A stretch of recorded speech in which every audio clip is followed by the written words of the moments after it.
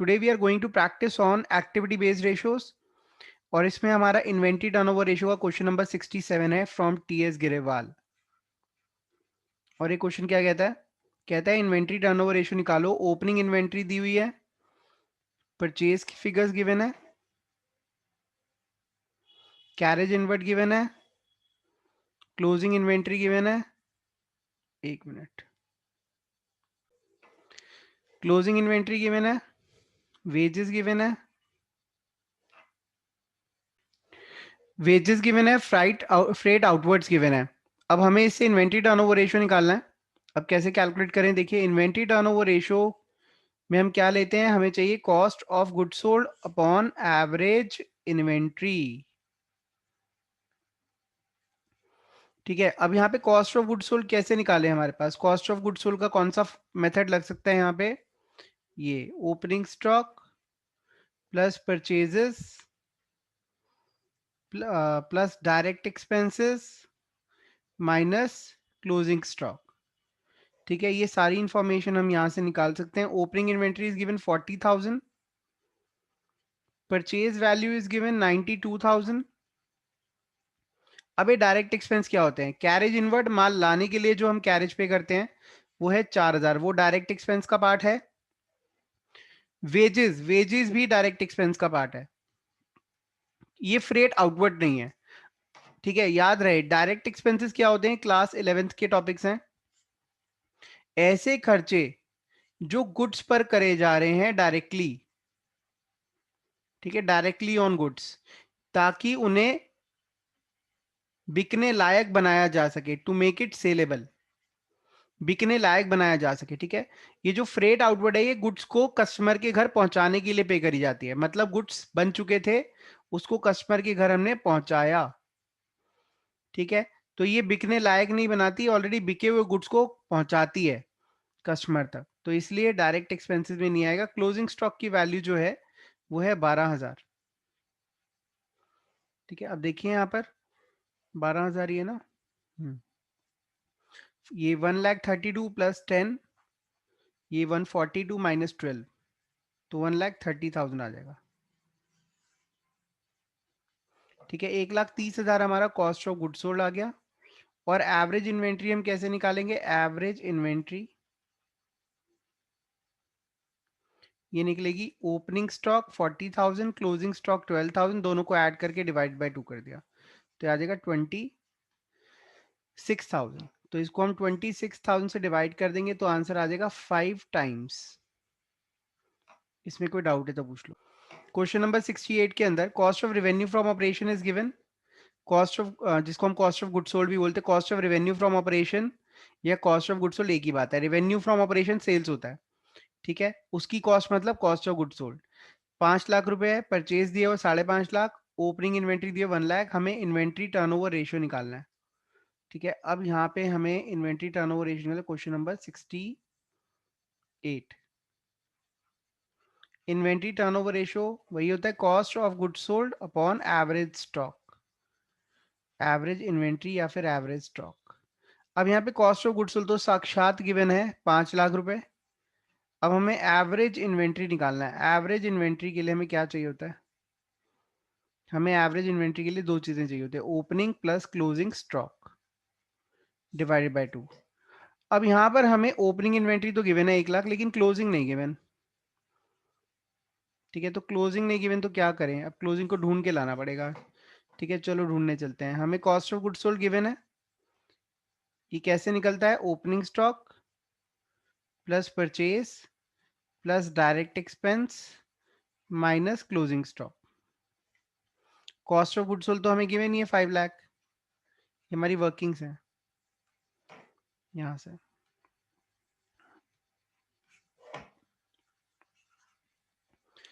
ठीक है, और क्या क्या गिवन है, opening inventory, opening inventory is given 1 lakh, purchase की फिगर्स गिवन है, यस परचेज भी गिवन है 5.5 लाख, डायरेक्ट एक्सपेंस गिवन है, डायरेक्ट एक्सपेंस नहीं गिवन, जीरो मान लो उसको, क्लोजिंग स्टॉक को एक्स मान लो, तो ये निकल गया 1 लाख, 5.5 लाख, 6.5 लाख, 6.5 लाख जब दूसरी तरफ जाएंगे 5 लाख में से लेस होंगे तो ये 1.5 लाख आ जाएगा।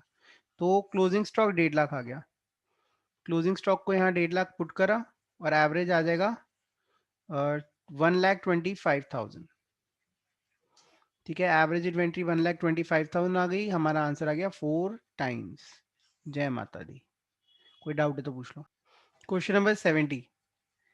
Opening inventory is given, closing is given, revenue from sales, revenue from operation is given 3,20,000, GP ratio दिया हुआ 25%। अब देखिए यहाँ पर income tax inventory turnover ratio, आजकल इनकम टैक्स की डेट्स आ रही है ना, तो आईटीआर याद रहता है।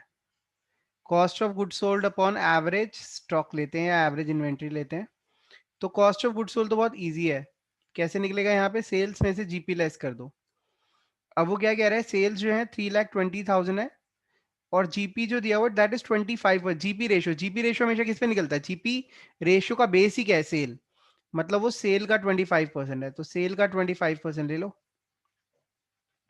तो ये आ जाएगा 2,40,000। तो कॉस्ट ऑफ गुड सोल्ड तो हमारे सामने है 2,40,000, और एवरेज स्टॉक तो हम निकाल ही लेंगे। एवरेज स्टॉक जो है that is 29,000 plus 31,000 divided by 2, 30,000। तो 30,000 से यहाँ डिवाइड करा, आंसर आ गया 8 टाइम्स। कोई डाउट है तो पूछ लो। चलो क्वेश्चन नंबर 71 कर रहे हैं अब हम। 71 के अंदर क्या है, इन्वेंट्री टर्नओवर रेशियो निकालना है, revenue from operation 16 lakh, average inventory is given, gross loss ratio 5% दिया हुआ है, ग्रॉस लॉस रेशियो दिया हुआ है, यहाँ पे नुकसान हुआ है यहाँ। Inventory turnover ratio cost of goods sold upon average stock होता है। एंड देखिए कॉस्ट ऑफ गुड्स सोल्ड कैसे निकलता है, सेल्स में से जीपी लेस करते हैं, है ना, लेकिन अगर ग्रॉस लॉस हो रहा हो तो ग्रॉस लॉस प्लस हो जाएगा। ठीक है, ग्रॉस लॉस का मतलब ही क्या होता है, gross loss is equal to cost of goods ज्यादा होती है और सेल्स की वैल्यू कम होती है। ठीक है, तो यहां आप अप्लाई करके इसको सॉल्व कर सकते हैं। वो कह रहा है ग्रॉस लॉस 5% ऑफ सेल्स है, कॉस्ट ऑफ गुड्स सोल्ड यहां गिवन नहीं है, और सेल की वैल्यू गिवन है that is 16 lakh. 5% of 16 lakh निकाल लेंगे, 5% of 16 lakh, cost of goods sold, और ये 16 लाख, तो ये आ जाएगा 80,000, cost of goods sold minus 16 lakh, यहाँ पर कॉस्ट ऑफ गुड्स सोल्ड हमारे पास आ गया 16,80,000, 16,80,000, और एवरेज स्टॉक जो है दैट इज 2,20,000। तो ये आ जाएगा, कितना आएगा,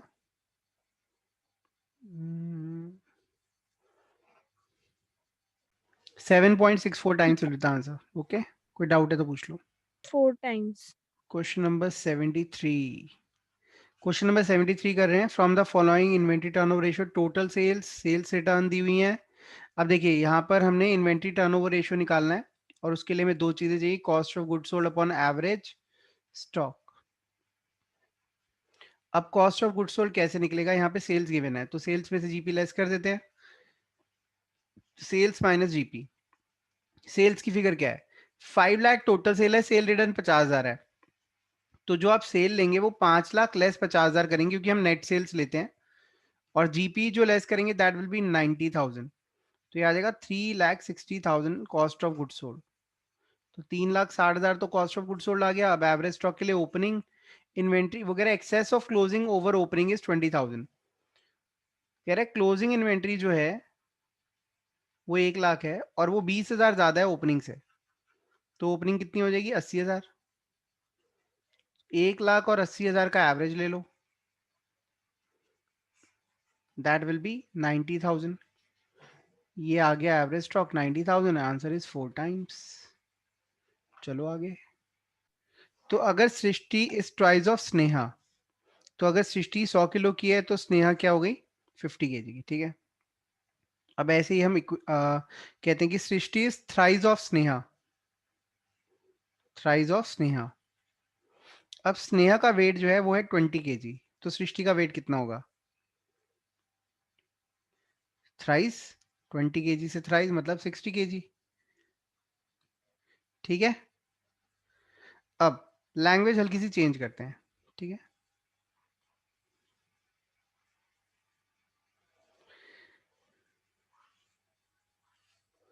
हाँ जी, अब नेक्स्ट लैंग्वेजेस, ये रही सृष्टि अगेन, और ये रही स्नेहा। ठीक है, सृष्टि कहती है I am twice more than you. Srishti ने स्नेहा को बोला I am twice more than you, what does it mean? Sneha ने कहा अगर मैं 20 kg की हूं तो सृष्टि कितने केजी की होगी? ट्वाइस मोर, इसका मतलब 20 किलो के अंदर ट्वाइस मोर, दुगना और ऐड कर दो, तो दैट विल बी 60 kg। ठीक है, और अगर ये बोलती थ्राइस मोर देन यू तो सृष्टि का वेट और बढ़ जाता। 20 किलो के अंदर हम 3 स्नेहा और मिला देते, 80 kg की सृष्टि पड़ती है हमें। ठीक है, तो यहाँ लैंग्वेज का फर्क आया। जब वो बोलती थी ट्वाइस ऑफ यू तो हम ट्वाइस लेते थे, जब वो बोलती थी थ्राइस ऑफ यू हम थ्राइस लेते थे। लेकिन जब उसने बोला ट्वाइस मोर देन यू तो जो एग्जिस्टिंग वेट है उसके अंदर ट्वाइस मोर ऐड कर दिया। जब उसने बोला थ्राइस मोर देन यू तो जो एग्जिस्टिंग वेट है उसमें थ्राइस 3 गुना और ऐड कर दिया।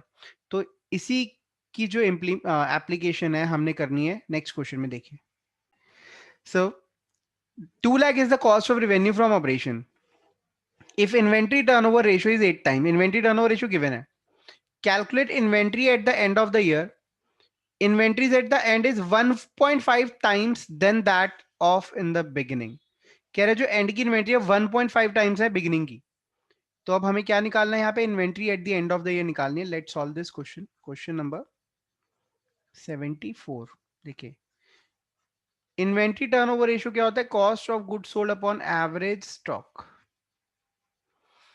Inventory turnover ratio is given 8, cost of goods sold is given 2 lakh.